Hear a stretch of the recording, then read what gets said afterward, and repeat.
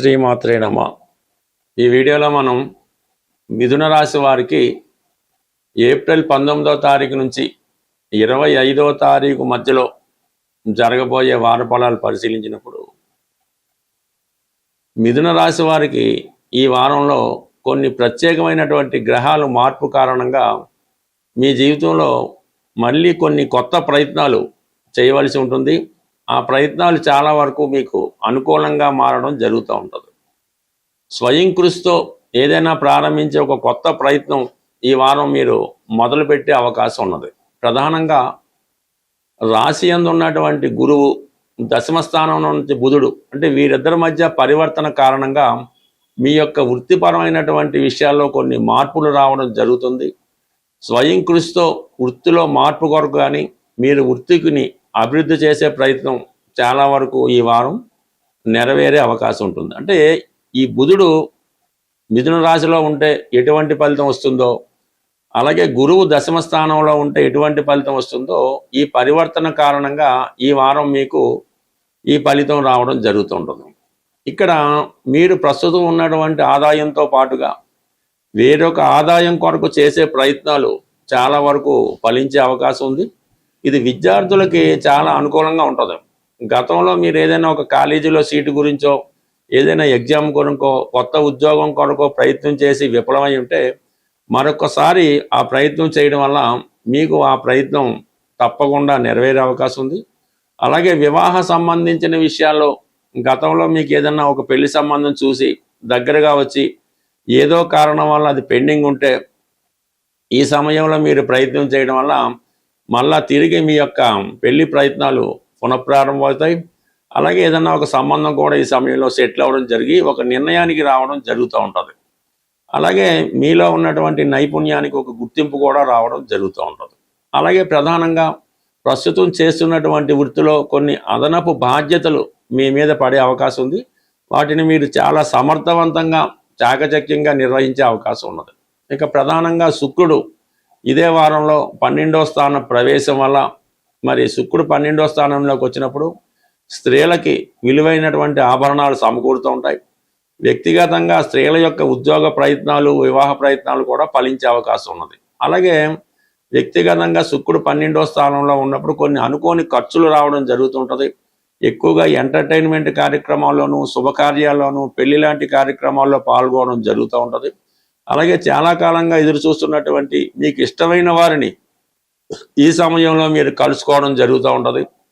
అలాగే ఏదైనా మీరు చాలా కాలంగా ఏదైతే కొనాలనుకుంటున్నారో, ఏదైతే మీకు సరదాగా ఎంటర్టైన్మెంట్గా చేయాలనుకుంటున్నారో అది ఈ సమయంలో మీరు కొనే అవకాశం ఉంది. ఒక విలువైనటువంటి వస్తువు ఈ సమయంలో మీరు కొనడం జరుగుతుంది. లేదా మీ ఇష్టమైన వారికి ఒక విలువైన బహుమతి మీరు ఈ సమయంలో ఇవ్వడం జరుగుతూ ఉంటుంది. అలాగే ప్రధానంగా శని దశమ స్థానంలో ఉంటూ కుజుడితో కలిసి సంచారం వృత్తిపరంగా కొన్ని విమర్శలు, విభేదాలు లాంటివి రావడం జరుగుతూ ఉంటుంది. అలాగే మీరు ఎంత నైపుణ్యంగా వృత్తి చేసినప్పుడు కూడా మీ యొక్క పై అధికారులు కానీ మీరంటే కిట్టని వారు దానిని ఏదో విధంగా బ్లేమ్ చేసే ప్రయత్నం చేస్తారు. అయినప్పుడు కూడా మీ యొక్క వచ్చినటువంటి ఇబ్బంది ఏమీ ఉండదు. మీ పని మీరు చేసుకుంటా పోతే విమర్శించే వాళ్ళు దాని విధంగానే వెళ్ళిపోతుంటారు కాబట్టి పెద్దగా ఇబ్బంది పడక్కర్లేదు.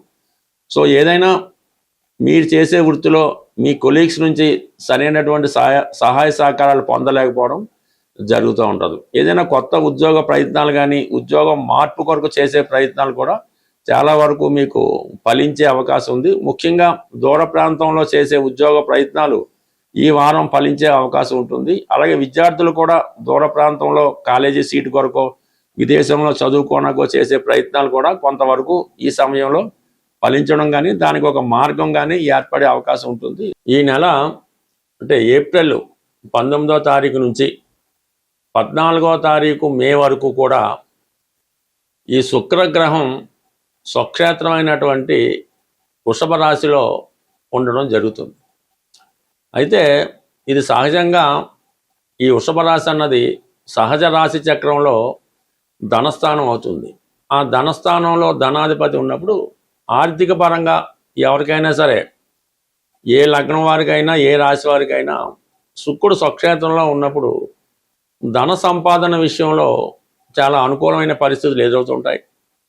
ఈ సమయంలో మీరు ఈ శుక్రుడికి సంబంధించినటువంటి పరిహారం చేసుకోవడం వల్ల మీ కుటుంబానికి వ్యక్తిగతంగా మీకు కూడా ధన సంపాదన పెరుగుతూ ఉంటుంది. కుటుంబం కూడా సౌఖ్యంగా ఉండడం జరుగుతూ ఉంటుంది. ఎటువంటి విభేదాలు ఉన్నా కూడా పరిష్కారం అవడం జరుగుతూ ఉంటుంది. దీనికి ప్రధానంగా మీరు ఏం చేయాలంటే, శుక్రవారం రోజు ఏదైనా ఒక శుక్రవారం రోజు సాయంకాల సమయంలో ఏదైనా దేవాలయంలో ఎరుపు రంగు గులాబీ పూలు ఒక 6 మంచివి చాలా ఫ్రెష్గా ఉన్నవి ఆ దేవాలయంలో సమర్పించవలసి ఉంటుంది. అది వెంకటేశ్వర స్వామి ఆలయం అయినా పర్లేదు, హనుమాన్ టెంపుల్ అయినా పర్లేదు, ఆలయంలో సమర్పించవలసి ఉంటుంది. అదే రోజు అక్కడ ఉన్నటువంటి భక్తులకి జిలేబీ పంచిపెట్టడం వల్ల మీకున్నటువంటి ఆర్థికపరమైన సమస్య తొలుగుతుంది. వివాహానికి ఏవైనా ఆటంకాలు ఉన్నప్పుడు అవి కూడా తొందరగా తొలగిపోయే అవకాశం ఉంది.